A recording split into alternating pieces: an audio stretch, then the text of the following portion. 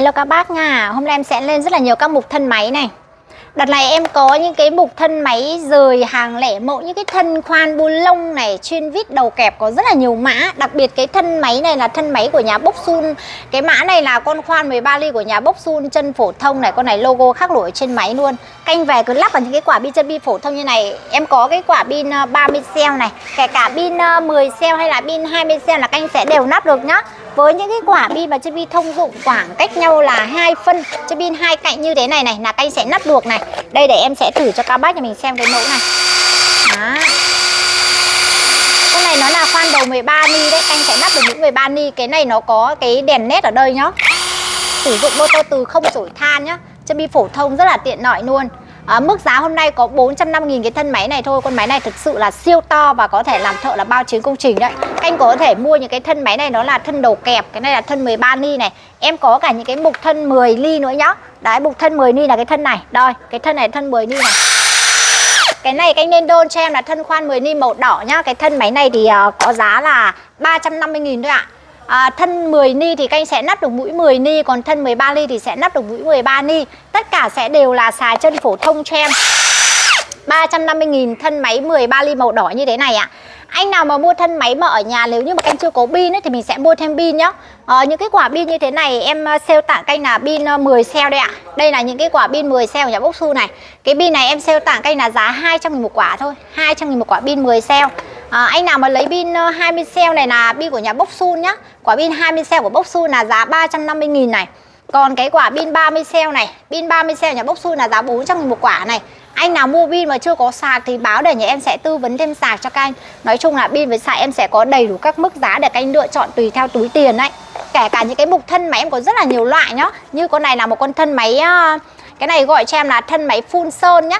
Một con thân máy full sơn của nhà Woodfix là cái đợt này em sale canh là giá có 550.000 thôi. Cái bình đựng sơn này của nó sẽ là bình 800ml này, chân bi phổ thông này, con này chính hãng của nhà Woodfix anh nhá. Lên đơn mã này đặt mua cho em là thân máy full sơn bi của nhà Woodfix là giá 550.000 một thân máy. Còn các dòng thân máy bu lông cái đợt này em có nhiều mẫu lắm. Đây, anh nào mà chốt cái thân bu lông này là thân bu lông của nhà Hucan, mã này là mã X4 Pro. Con này là một con máy bu lông đời đầu của nhà Hucan và nó là một cái mã bu lông truyền thống canh đã sử dụng rất là nhiều rồi. Và đây cái này thì em cũng chia sẻ luôn với các bác là cái con X4 này nó là hạng đời đầu. Bây giờ ra thị trường kiếm model này thì nó cũng không có hàng nữa. Cái đợt này em bị lẻ mẫu nó còn đâu có 1-2 cái thôi thì em thanh lý nốt cho các bác.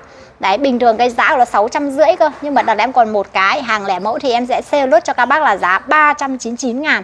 Các bác đặt mua thì gọi trực tiếp cho em qua một trong hai đầu số trên bảng mua hàng kia để mình có thể chốt cái mã này đặt mua cho em là thân máy bu lông Hucan X4 màu vàng nhá. Giá 399.000 này. Còn cái này là cái thân máy bu lông của nhà Hucan lực siết 320 Newton. Đây để em thử cho các bác xem luôn. Đó, con này thì nó sẽ có lực siết 320 Newton là sẽ ra vào bu lông 17 trở lại. Đầu máy của nó sẽ là đầu 1/2 đầu rỗng. Chân pin thì sẽ là chân pin phổ thông nhá, có đảo chiều máy đầy đủ cho em. Con này sẽ điều chỉnh được 2 tốc độ nha các anh nhá. Giá sale cho anh ngày hôm nay là 399.000 này. Các anh nhớ này, khi mình mua thân máy nó là giá body là sẽ chưa theo pin.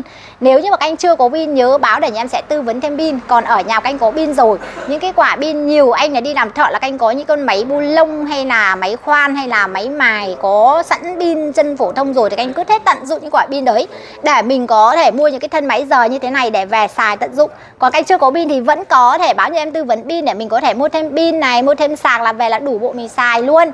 Với một cái quả pin chân phổ thông như này thì các anh dùng được nhiều việc lắm. Kể cả nhá, canh nắp máy mài, máy bê tông hay là máy bu lông, máy chuyên vít đầu kẹp hay là thân đèn, thân quạt là mình đều xài được. Đợt này em có dư một số những cái mẫu thân đèn này, thân quạt là cũng có luôn nha. Đây, em lên cho các anh cái thân đèn này là cái thân đèn của nhà Woodfix loại 16 bóng led này. Cái đèn này nó sẽ có cổng USB này, đây, các bác lắp pin này, bật công tắc này, cổng USB để sạc điện thoại luôn này. Cái đèn này là giá 150.000 nhá. Các anh đặt mua cho em là thân đèn Woodfix 16 bóng led, giá 150.000, nó xài chân phổ thông luôn.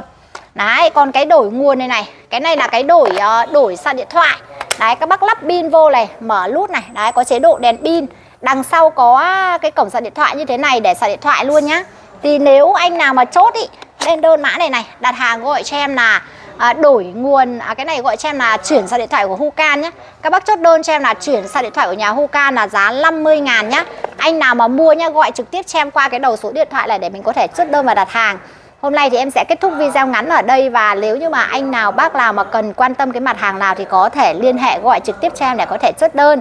Ngày mai thì em sẽ dọn kho để thanh lý nốt các mã giảm giá, thì các bác bấm đăng ký kênh để mình đón xem nhá. Bây giờ thì em sẽ kết thúc video. Em xin chào tạm biệt và hẹn gặp lại tất cả các bác ạ.